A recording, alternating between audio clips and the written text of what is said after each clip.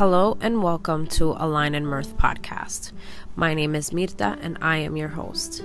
This podcast is a place where I share my experiences and knowledge of spirituality and personal growth. I'm an energy practitioner, intuitive diviner, and medium, and I look forward to walking this journey with you. Hi guys, how are you all feeling? How have you guys been sleeping? Have you guys had some time for grounding or for some mindfulness, looking into how your body is processing everything that is going on in the world and around us and within our families? I want you guys to always take some time to center yourself back into your bodies, back into this physical world that we are all living in, just as a little sense of like a self-empowerment. All right, so if you haven't done so, do some quick breathing whenever you can, whenever you get a chance, please. Okay, so now to dive into today's episode, I wanted to discuss spirituality and self, right? So like spirituality and ourselves. I had briefly explained in the first episode that spirituality is more about like the understanding, getting an understanding of yourself, getting more knowledge and awareness of yourself and how you function, how you think, how you have processed life events, how can you heal from those, your connection to God, your connection to the universe, your connection to your guides, how can you strengthen that,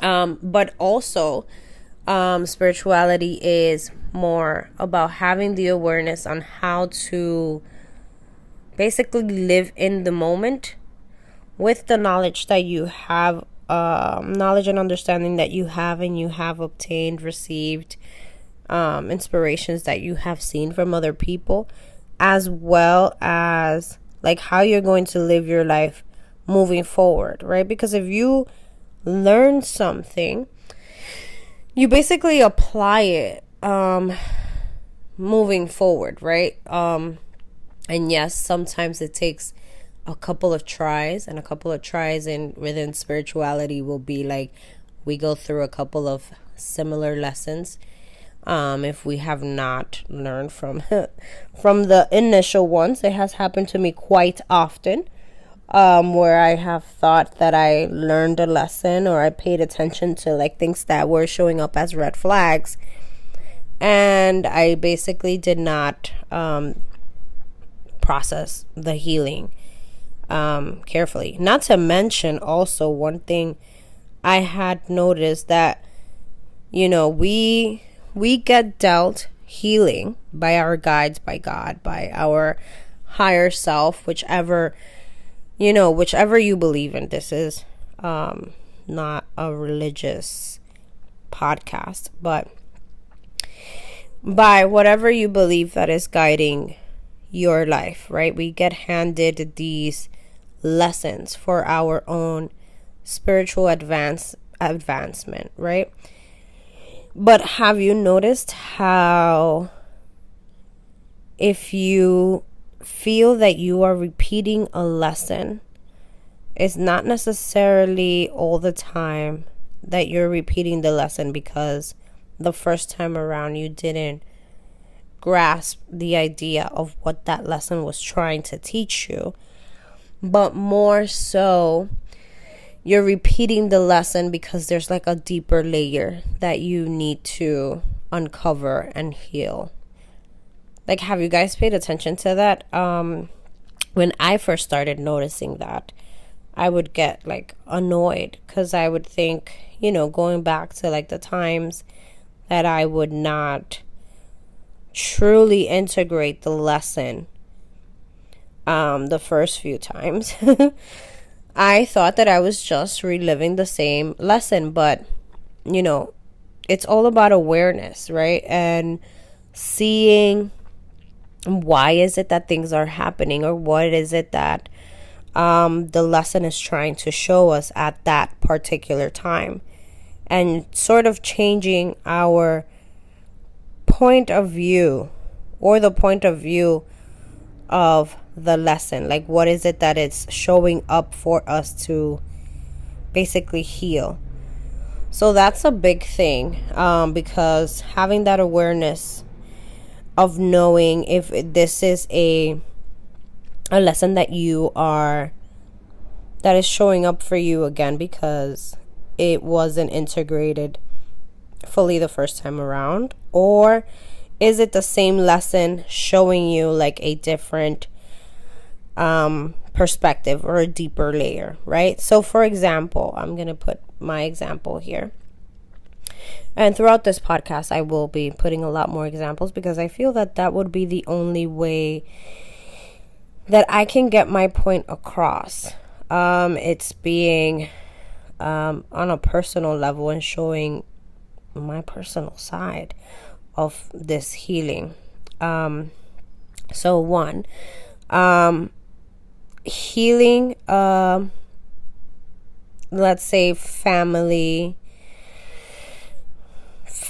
trauma, family drama, like healing everything that has to do with like reparenting, healing relationships with siblings, right? So there was a point where I was looking at the way that I grew up, right? I was looking at the way that I grew up as like, why was that an experience that I went through, right? So I am a child of immigrants. Life, as you may probably know or heard of, it's always like on a survival mode, right? When I was going through my healing process with family issues, my initial phase of healing was trying to see, or like trying to heal the slight anger that I had with always being on a survival mode and not having the emotional connections both to like my parents, right? Because they weren't able to provide that emotional connection because their priority was really to make sure that we were safe, right? Under their understanding of what safe meant, which was like a roof over our head, food on the table. But there was no energy for emotional connection, right? So I had to process that on the first phase of healing to get an understanding as to like what was showing up for me, processing those emotions, right? And there was anger. I have to say there was a lot of anger, because I just felt like, how can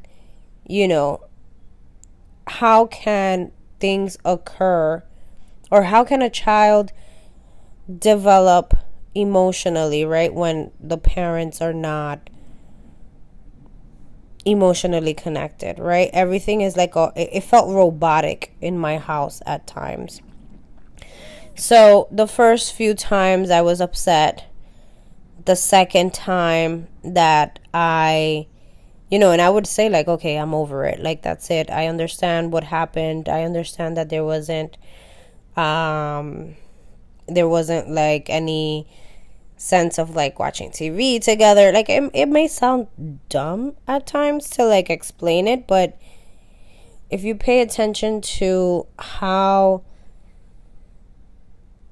like, what things can impact a child, these are like the first few things, right?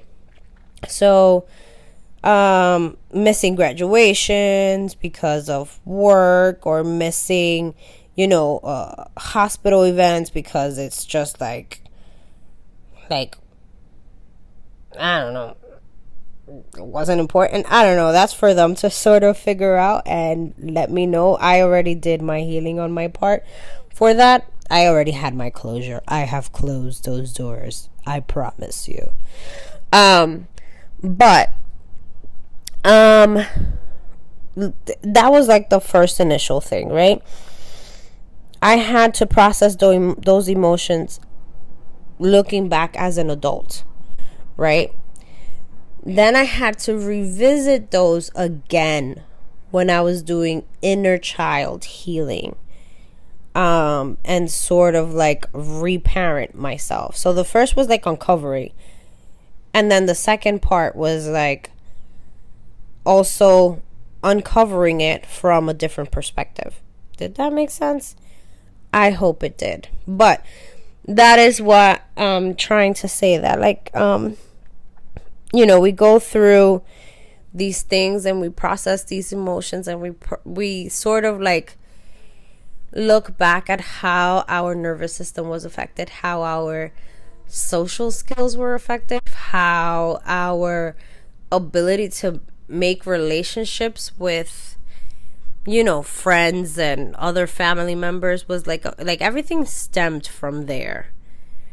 So there has been like several times that I have had to revisit that same set of scenarios, because there's different sets of healing that needed to happen.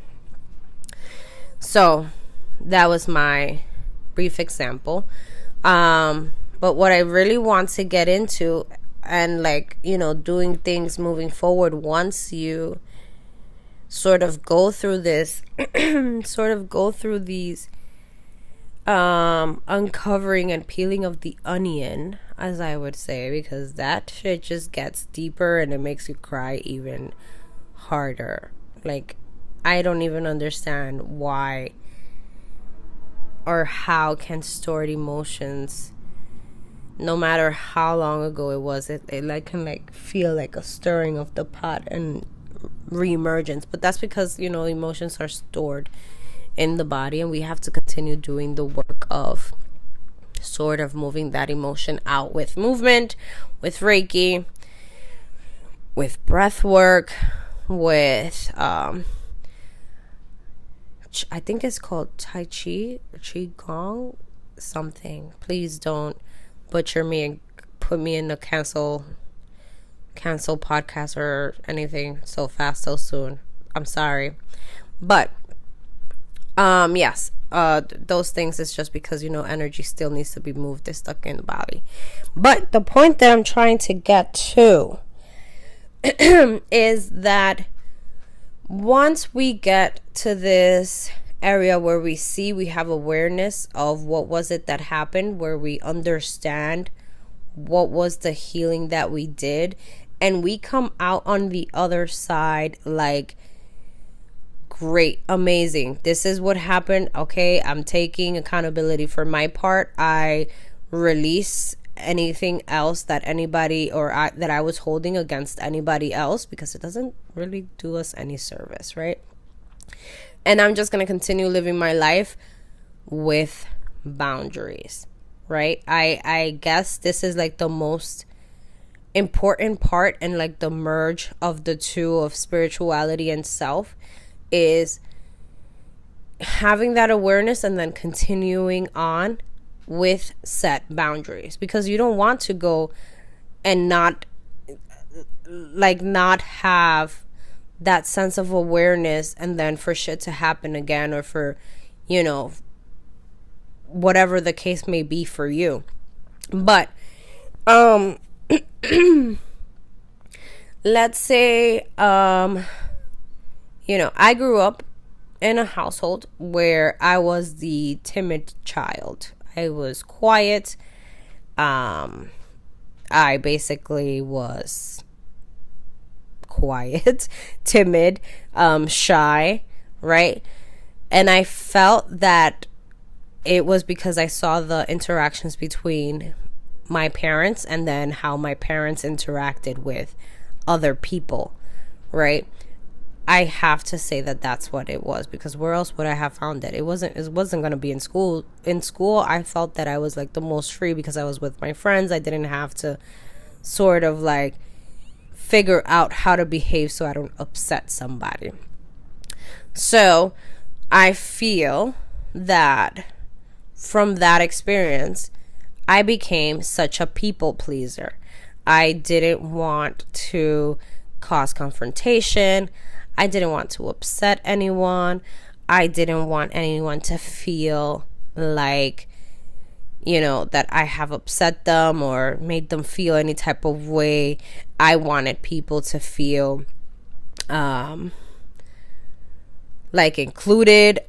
And then also in return with all that, I wanted the feedback to be like, you're doing great, you're good, good job, whatever, right?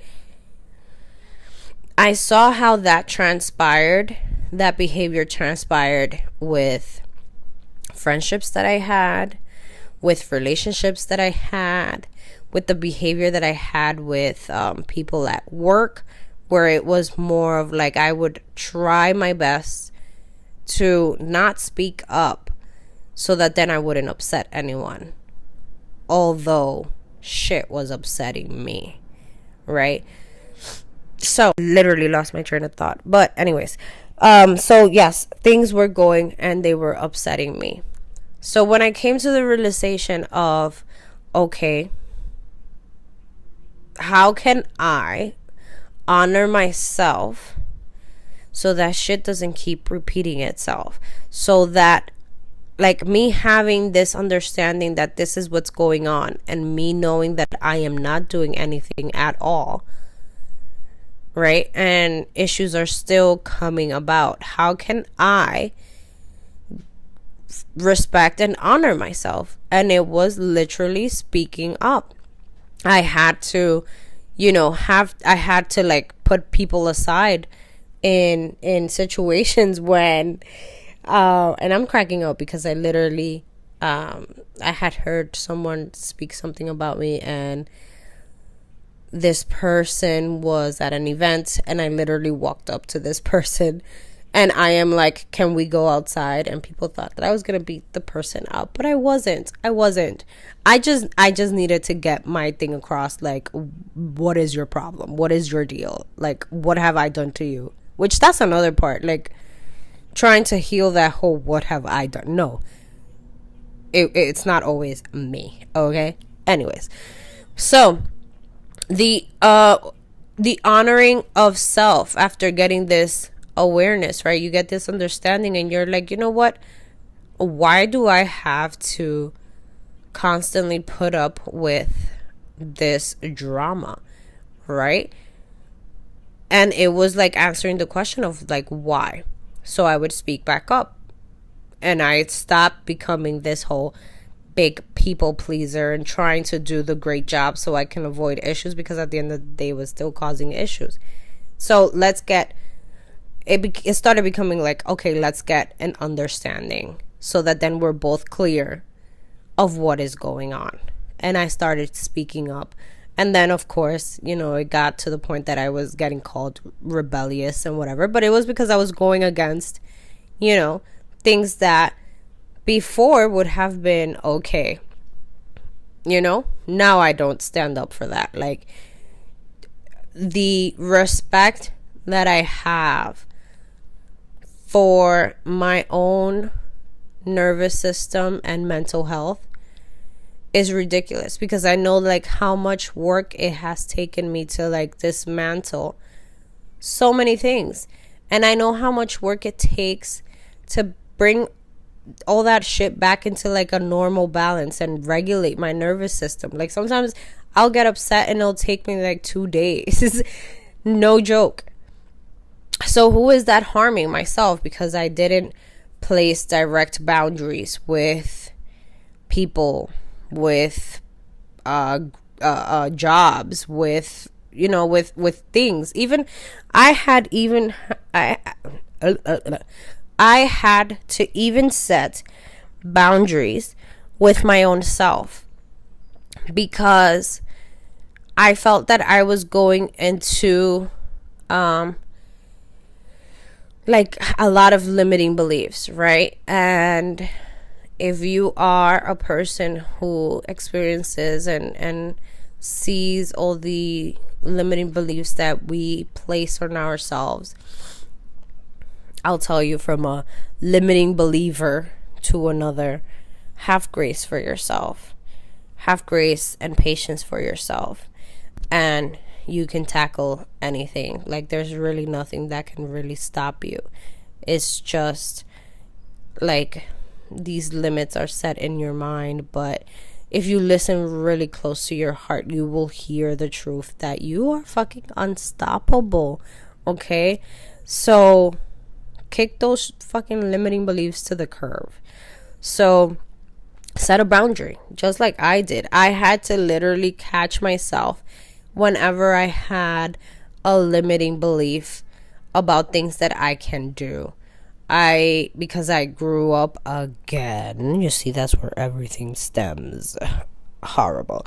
But I grew up where I had to be this idea of a person, right? Which after graduating college and having my first son, I had to discover like who is Mirta, right? So I had to set a lot of those things as a boundary as well. Like, you know what? Like, I don't have to live up to the expectation of what somebody else thinks. And because I am not that expectation of what they think, it does not make me any less. I had to really sit with that. And I had to really work through that and empower myself several different times in my life and realize, like, no, bitch, you got this. Like, your mind is talking gibberish because it really cannot understand, but in your heart, you know your true power. And you really have to just sit and listen and filter out all the BS that is coming at you from other perspectives. I have always said that perspectives and opinions are coming from, you know, people who have already experienced it on their point of view. And of course, how can they go and tell you something else if they have not experienced something else? How can someone that, you know, is constantly having mishaps tell you, right? They'll probably tell you as like a warning, like, oh, you gotta be careful. Nah, I tried that and that shit didn't work, bro. Like, you know, you can't do that. You can't do that. That's gonna be their conversation to you. Your job is just to, like, you hear it, but it goes in one ear, out the other, and you continue doing you.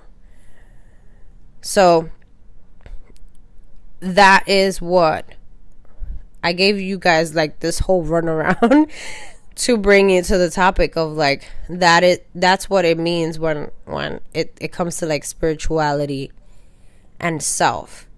You gain the awareness, you gain the understanding, you put yourself first, you move forward with your own truth, your own honor, and strong ass fucking boundaries. Okay? Do not let the idea that because you're into spirituality, you're into angels and you're into guides and all these other beautiful, great, mystical things, that you have to continue shutting yourself down and minimizing yourself because you have to be nice, because you have to be agreeable, because you have to be acceptable. No, the whole point and idea is to get an understanding of yourself, of your true soul self, from your core. Not what has been like expected of you, or not what has been commanded of you, but like who you truly are. That is what spirituality can and will do. Okay? So I have finished my ongoing rant.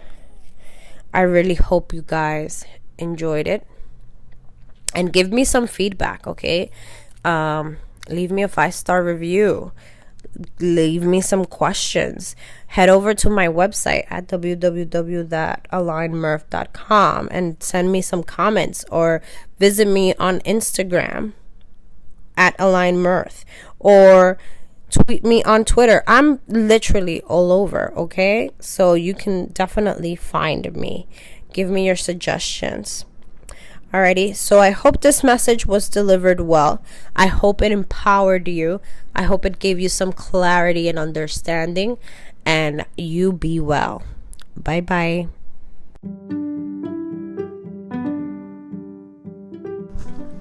Enjoyed this episode? Leave a 5-star rating, and don't forget to follow on Instagram at alignandmirth.